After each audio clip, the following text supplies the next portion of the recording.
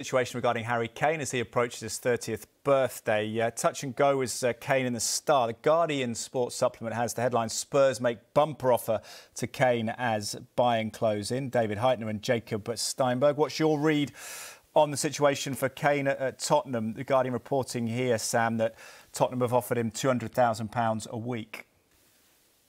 Yeah, I don't doubt that Daniel Levy would love him to sign a new contract. The last one he got was 6 years long, so that was before the 2018 World Cup, and that served Tottenham very well. Whether it served Harry Kane well is a different question. I mean, I think Dave Heitner in that piece certainly says that's the least likely option that Kane would sign, and I would definitely concur with that. I mean, I don't see why he would shut his options down now. He can go for free next summer, and I mean that's the bottom line. That's the kind of the tension in this.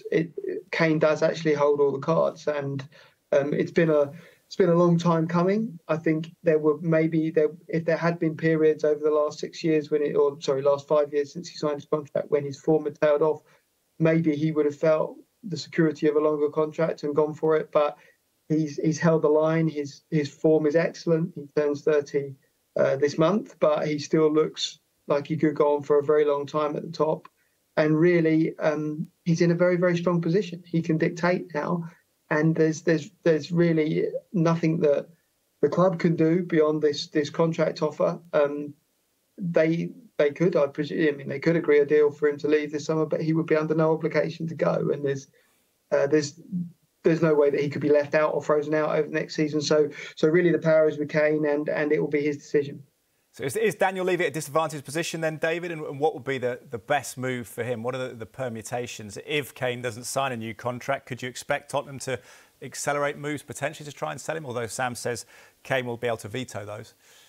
No, I don't think so. It's always been my understanding that Daniel Levy and Tottenham will try to negotiate a new contract for Kane, even if it goes into next season, in the hope that the new manager, head coach, in this case, Ange Postecoglou, they didn't know, of course, at the time, because this has been the plan for a long time, that it was going to be Postecoglou, that he may bring an upturn in fortunes, that things might be looking better, the trajectory may be positive, they might be challenging for trophies, and Kane, who is a Tottenham fan along with his family and would like nothing more than to win trophies at Tottenham, might be enticed to sign a new contract. But there's a lot of ifs in there. But it does stand to reason, from what I understand, that Tottenham will continue to try and get him to sign a new deal, and they don't have any intention of selling him. I guess it just depends how far other clubs test their patience on that. Now, Bayern Munich have already come in with an offer of 70 million euros plus add-ons. We seem to think they'll go again. Whether they actually have done just yet or not, let's wait and see. Whether other clubs come in, and as Sam says, whether Kane would agree to it ultimately when he finally is in such a strong position with all of the options open to him. So it's a really delicate situation, although I don't think it's as acrimonious as it was in 2021. I think things are quite cordial and calm at the moment. Let's see if he comes back to pre-season training, and I'm sure he will be a professional as always, score his goals if he stays.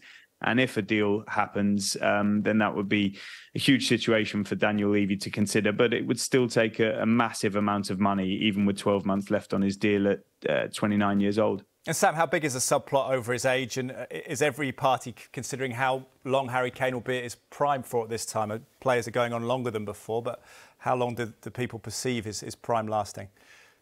It's a good question. And you're right. I mean, players are going on longer and longer. He has had various sort of, I think it's that normally that is the sort of enduring problem when there is a problem. But the feeling is very much that he's the ultimate professional, that he could go on for a long time yet. Certainly, there doesn't seem to be any change in his game in terms of the really key components to him.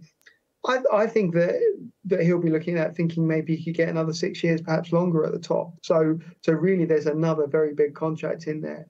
And of course, if he's a free agent, then that really is the kind of jackpot, because the club spared a fee, and therefore there's always a big signing on fee that's often added to the package, or at least part of what it would have been. So really that's not many players in their career find themselves in a situation where they run a contract down, but those that do, it can be a very, very lucrative outcome.